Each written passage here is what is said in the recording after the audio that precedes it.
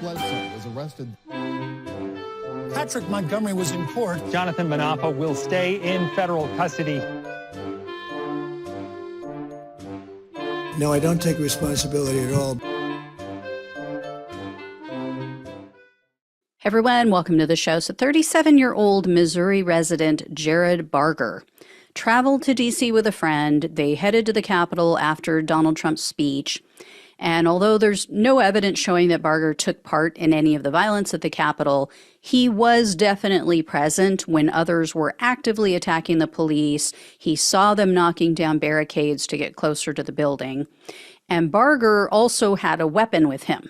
Around 2:30 p.m., a police lieutenant spotted a 9mm semi-automatic pistol on the ground. So he picked it up, and he found that the weapon was still in its holster, which was very unique. The fabric was an American flag at one end, and it said, "We the people." And when the gun was later processed, they found that it was loaded with 17 rounds of ammunition in the magazine. Now, guns are strictly prohibited in D.C. unless the owner has a D.C.-specific license. And even then, weapons are not allowed on Capitol grounds for obvious reasons. So anyway, it took a while for the police to track down the owner of the gun because it had changed hands several times.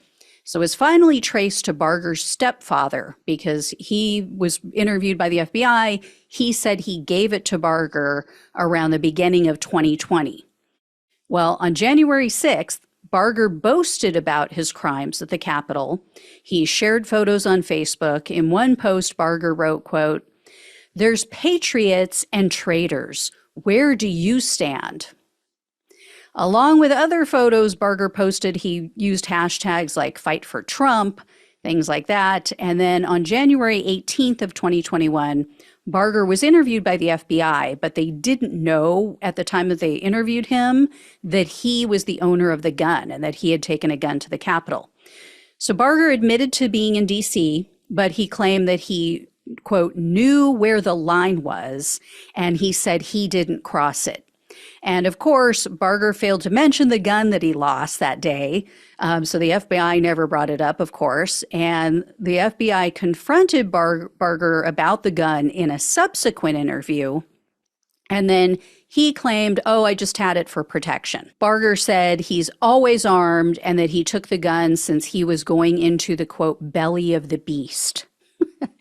And then he also claimed that he failed to mention the gun in the first interview because he said, well, since the FBI didn't bring it up, I just assumed someone else in the crowd grabbed it, someone else picked it up, and the police didn't even know about it.